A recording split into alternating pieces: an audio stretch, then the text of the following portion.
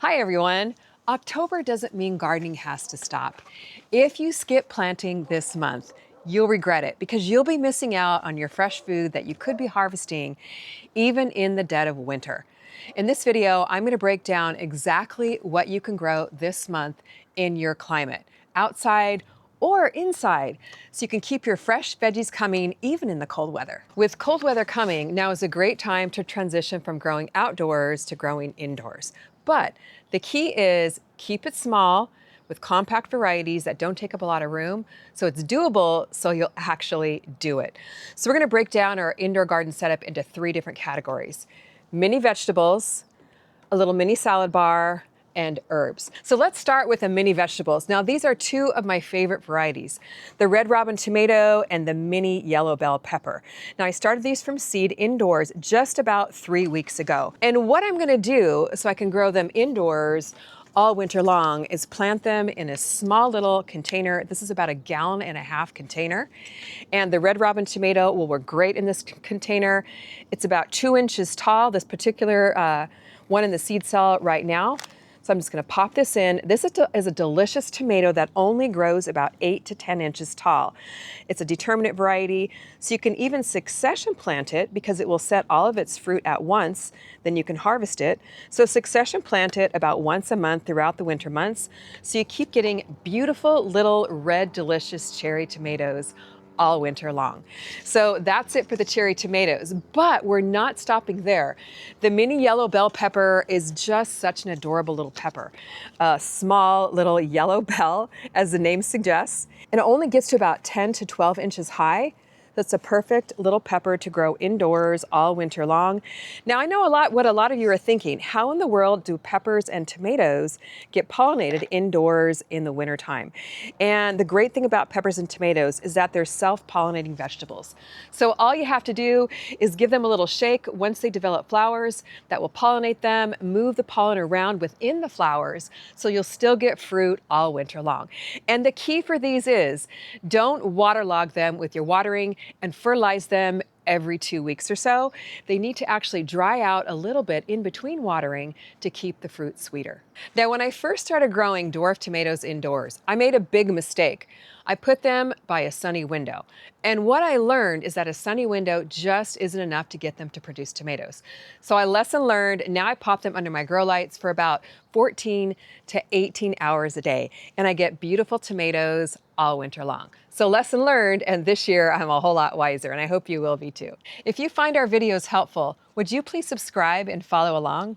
Thanks. The next category of vegetables that I love growing indoors during wintertime is a little mini salad bar. Now this is such a cute little salad bar, and I just use a DIY container for this. Just one of those little storage baskets that I had in my garage. I did drill holes in the bottom for drainage, super important. And then I lined the basket here with some shade cloth. You could use landscape fabric if you want to. I didn't have any, so I just doubled up my shade cloth, cut it to fit my container, and inside I planted my little mini salad bar. A couple of my favorite varieties in here. Of course, you can't go wrong with lettuce.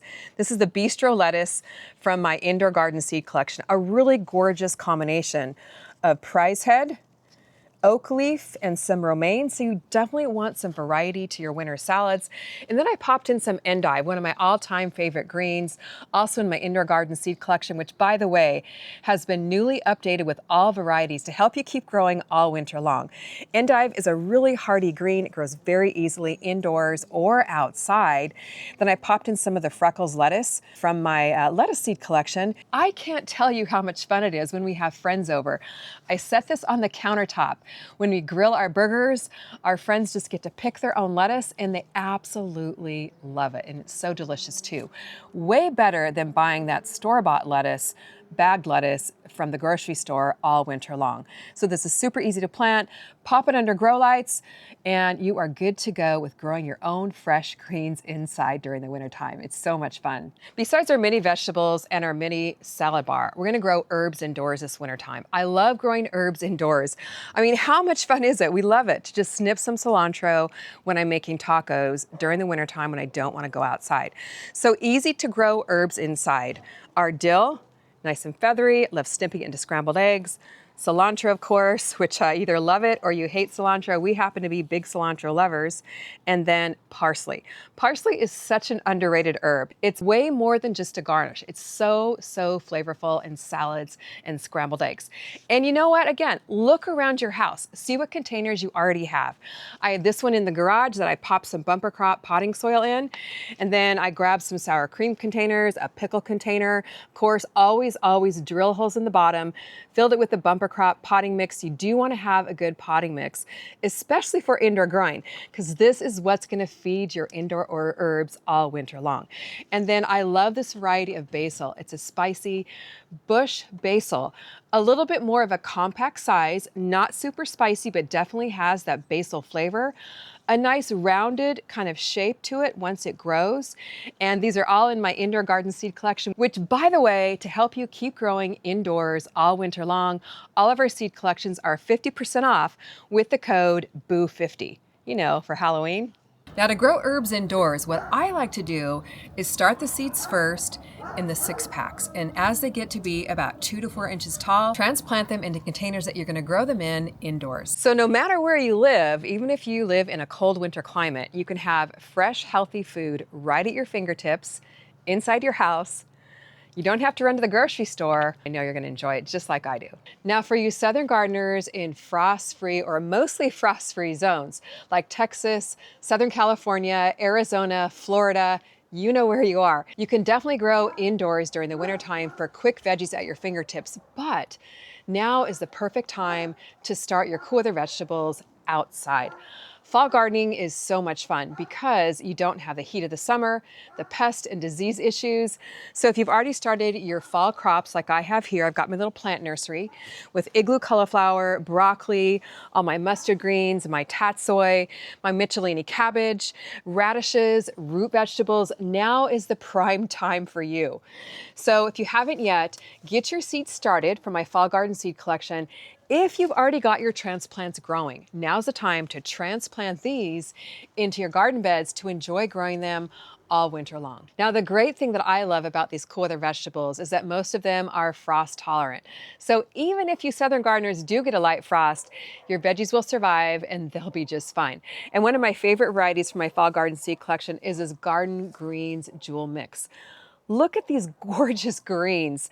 We've got some purple kale, some different color of mustard greens, and the textures and colors are just gorgeous and make for a really beautiful salad. Now keep in mind during the winter time that you have less hours of sunlight and the shadows fall sooner in the winter time. The temperatures are cooler, so your vegetables aren't going to grow as fast. And you do need to plant them in the sunniest spot of your garden, which for me is our fountain planter. So just be patient, but in no time, you're going to be harvesting your own fresh veggies. Now, for more information on how to get all these veggies planted, go back and watch our Must Plant in August video and Must Plant in September videos. And also for you southern gardeners, now is one of my favorite times here in Southern California to plant all different kinds of lettuces. These were started indoors about 3 weeks ago and they're ready to plant out in the garden. Now the temperatures are cooling down below 80 degrees. It's a perfect time to make your raised beds into salad stations as you're pulling out your tomatoes and cucumbers. And I just updated my lettuce seed collection with all new varieties. Some gorgeous ones. My favorite is the Freckles lettuce. Isn't this absolutely beautiful? So you're gonna love to check those out and grow them in your garden this winter too. For you northern gardeners, on the other hand, that have cold winters, frosts, or hard freezes, what I recommend is focus on growing those simple crops indoors, but plant a few things outdoors as well. So if you have about 6 weeks until your first frost date, you want to look for vegetables that can really withstand the cold and hard freezes, like sorrel, which is cold tolerant down to 20 degrees, and kale, which is cold tolerant down to about 10 degrees. The leaves will even freeze and makes them sweeter. They'll thaw out during the day and you can harvest them like you normally would for your salads. And also mustard greens, again, cold tolerant down to about 20 degrees, even colder if you use some cover. So you can mulch heavily with shredded leaves, cover with a frost blanket or a heavy quilt, or even a row cover or a greenhouse, and you'll have greens to harvest for the wintertime, even in cold temperatures. And go back and watch our video, the 5 easiest vegetables to plant in fall, and forget all winter for all the planting details. That way you'll have no regrets. If you were planning on skipping planting in October, I want to encourage you, give it a go.